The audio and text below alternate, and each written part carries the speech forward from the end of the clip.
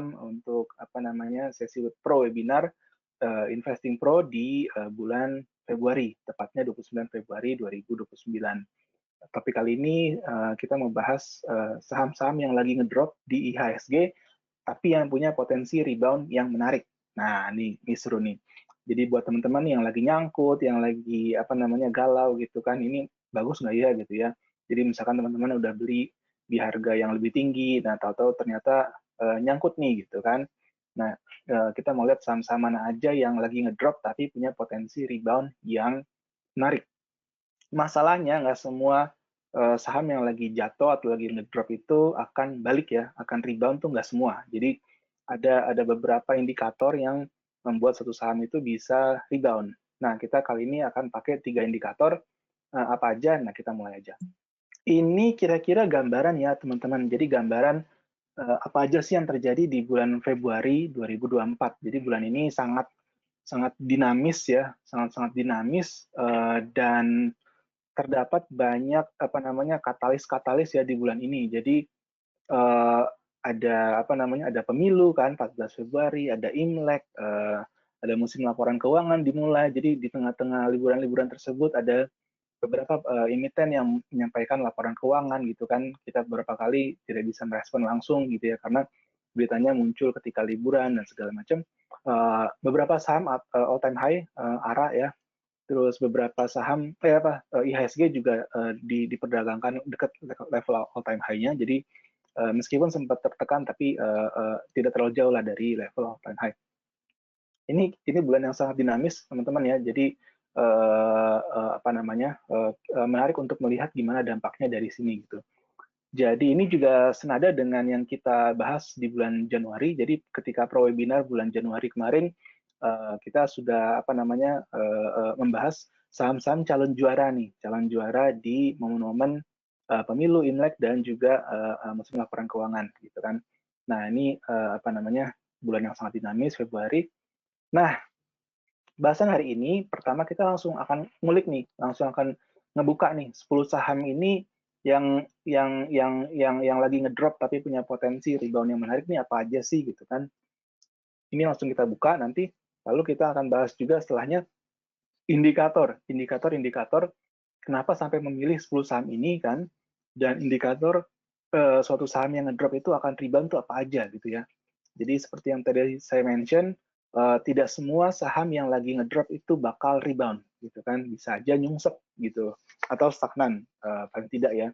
Tapi berdasarkan indikator ini akan lebih besar potensinya untuk saham-saham yang lagi ngedrop itu untuk bisa rebound naik gitu ya. Nah, yang ketiga nanti kita akan fokus dari 10 saham ini fokus ke satu saham yang menarik gitu ya, yang outstanding lah gitu. Karena dia nih ya menarik lah gitu. Kita coba fokus berdasarkan 3 indikator tersebut gitu ya. Nah, ini dia. Jadi ini dia langsung aja kita tanpa basa-basi lebih lanjut kita buka nih 10 saham ngedrop dengan potensi rebound menarik. Nah, alasannya nanti habis ini kita ada alasannya kenapa 10 saham ini punya potensi rebound menarik gitu kan. Jadi ini disortir berdasarkan satu indikator, nanti kita akan bahas lebih lanjut ya. Nah, nanti mungkin bocoran dikit, nanti di sesi terakhir kita akan bahas lebih banyak tentang OASA, nih nomor 1 nih, Maharaksa Biro Energi. Jadi ini salah satu emiten yang bulan Februarinya juga sangat dinamis karena melonjak tinggi lalu ambrol dalam gitu ya. Jadi sangat volatil gitu. OASA ini sangat volatil. Jadi kita akan melihat setelah di ambrol dalam ini prospeknya gimana sih gitu kan, kemungkinannya dia rebound gimana sih gitu kan. Menarik ya. Jadi ini mungkin ada teman-teman yang mau ini ya, ada yang mau screenshot atau nyatet atau gimana, nanti rekamannya akan dikirim ke email teman-teman dan juga kita akan naikin di YouTube investing.com Indonesia. Jadi stay tune aja. Nah, ini dia, jadi 3 indikator penanda suatu saham akan rebound atau malah tenggelam gitu. Jadi 3 indikator ini menggambarkan prospek ya atau potensi. Jadi memang mungkin di saham tuh nggak ada yang 100% pasti. Jadi kadang kita udah ngitung semuanya, udah udah dari berbagai sisi kan, profitability segala macam, under value, kita ambil yang under value dan segala macam. Tahu-tahu ada whale gitu kan, tahu-tahu apa investor kakap segala macam, atau tahu-tahu ada tren baru atau regulasi baru yang berada di market gitu kan, yang mengubah market. Nah, ini memang tidak bisa 100% kita memprediksi masa depan ya teman-teman, tapi tiga indikator ini sangat bisa memperbesar kemungkinan atau potensi suatu saham ini akan rebound gitu. Jadi yang pertama gross profit margin CAGR dan revenue CAGR ini bernilai positif berbarengan gitu kan. Jadi ini apa nanti kita bahas gitu ya. Nah, yang kedua operating income bernilai positif gitu kan. Nah, yang ketiga saham itu akan lebih besar kemungkinannya untuk rebound ketika dia under value. Jadi kalau over value mungkin agak lebih tricky ya. Tapi kalau misalnya under value ini mungkin kita bisa lebih berharap untuk rebound. Nah, kita langsung masuk ke poin pertama nih. Jadi sebentar, agak macet. Jadi nilai gross profit margin CAGR dan revenue CAGR ini sama-sama bernilai positif. Nah, ini dia. Jadi gross profit margin CAGR dan revenue CAGR ini bernilai positif. Ini menunjukkan pada dasarnya itu secara sederhana bisnis perusahaan itu berjalan dengan baik gitu. Jadi biasanya saya pakai 3 tahun ke belakang ya, karena kalau 5 tahun kayaknya terlalu panjang dan ada anomali berupa COVID ya. Jadi itu sangat banyak potensi biasnya gitu kan. Tapi kalau misalnya 3 tahun ke belakang kita ngelihat recovery pasca COVID, ini biasanya lebih akurat. Dan untuk 1 tahun ke belakang, saya rasa agak kurang mencerminkan manajemen dan bisnisnya ini arahnya kemana gitu ya, karena baru 1 tahun. Tapi saya biasa ngelihat 3 tahun. Jadi di sini saya akan melihat gross profit margin CAGR 3 tahun ke belakang dan revenue CAGR 3 tahun ke belakang. Mungkin kalau teman-teman pakai matrix yang disediakan oleh kompetitor gitu kan di Indonesia, ini mungkin agak susah ditemukan ya. Tapi kalau untuk di Investing Pro ini mudah ditemukan. Nanti kita lihat sama-sama gimana menemukan kedua matriks ini dalam dashboardnya Investing Pro.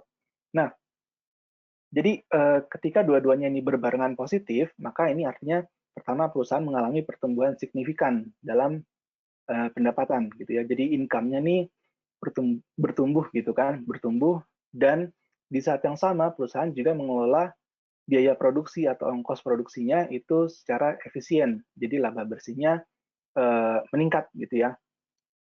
Nah, ini memang nggak 100% menggambarkan keuangan secara utuh gitu kan. Cuman ini secara ini bisa dipakai buat melihat apakah bisnis itu berjalan dengan bagus atau tidak gitu ya. Karena kalau salah satunya aja ini bernilai negatif, maka bisnisnya bisa dibilang tidak berjalan dengan lancar gitu. Nah, mungkin ada beberapa keterbatasan ya dari melihat ini, yaitu misalkan contohnya hutang gitu ya. Jadi dalam beberapa kasus hutang itu tidak tercapture di penggunaan indikator ini gitu kan, karena ada kemungkinan hutang itu bertambah, cuman tidak tidak tercermin dari dua rasio ini. Nah, berikutnya, operating income bernilai positif. Jadi operating income di sini juga saya set nanti 3 tahun ke belakang ya, dan ini harus bernilai positif. Kalau tidak bernilai positif, berarti artinya perusahaan ini tidak bagus dalam menghasilkan keuntungan dari operasional gitu ya. Jadi kalau ini bernilai positif, berarti efisiensi biaya atau cost-nya itu meningkat. Jadi ada efisiensi dalam cost yang harus dibayarkan oleh perusahaan. Dan yang kedua, tentunya profitabilitas itu lebih tinggi kalau misalnya operating income ini positif. Jadi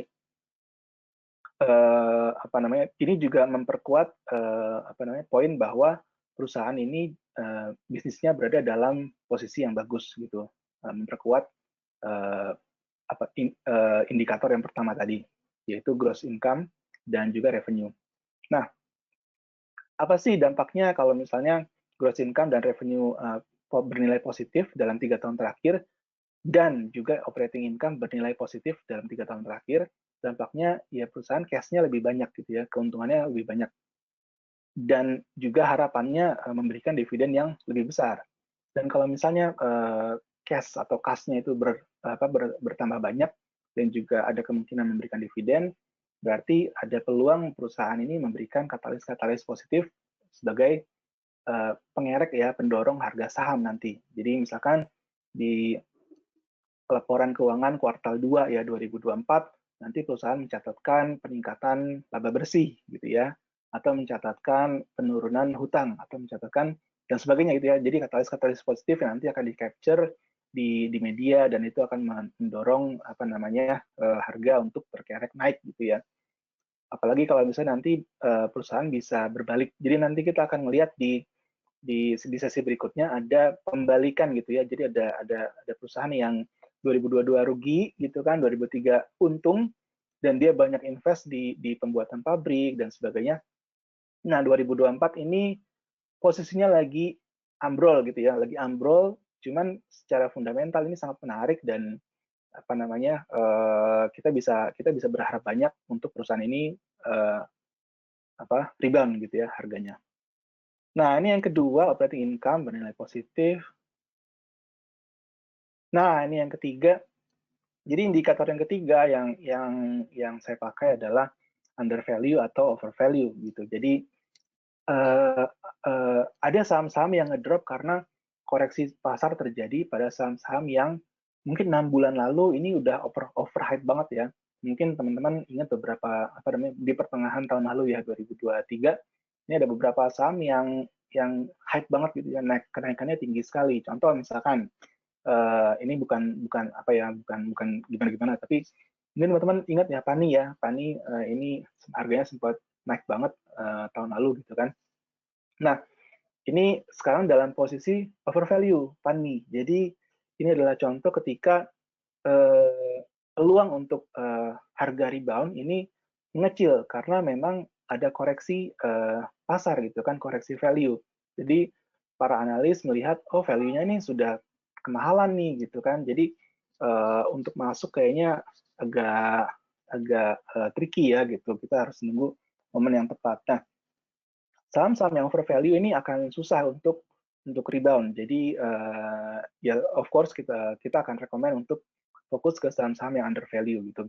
Nah, untuk rumusan undervalue atau overvalue-nya ya, yang kita pakai adalah fair value-nya Investing Pro. Nanti akan sangat mudah kita lihat karena posisinya ini nanti di dashboard-nya ini sangat prominent lah gitu. Jadi kalau misalnya teman-teman tertarik buat ngulik lebih jauh lagi mengenai analisa fundamental gitu kan, mengenai saham-saham yang menarik gitu ya, tapi dari sisi fundamental bukan hanya dari sisi teknikal, ini teman-teman bisa cek, ini mungkin masih loading ya, jadi teman-teman bisa cek akun YouTube namanya Stockholder. Jadi Stockholder ini salah satu partner dari Investing Pro, investing.com. Nah, di akun ini Stockholder ini suka bahas tentang aspek fundamental dari saham-saham IHSG ya, terutama yang sedang ada katalis positif atau berita-berita menarik gitu kan, ada angle-angle yang menarik untuk dibahas. Nah, ini dia Stockholder. Menarik sekali teman-teman. Mungkin teman-teman yang tertarik dengan sisi fundamental bisa follow ya, bisa subscribe dan bisa simak konten-konten dari Stockholder gitu. Oke, kita mau lanjut untuk buka dashboardnya Investing Pro. Mungkin ini ya, udah kelihatan lah ya. Nah, ini dashboardnya Investing Pro, teman-teman. Di sini udah kelihatan, dan di sini terurut ya, diurutkan dari gross profit margin ini ya, teman-teman ya. Jadi yang paling besar adalah ini nih, gross profit marginnya OASA ya, OASA.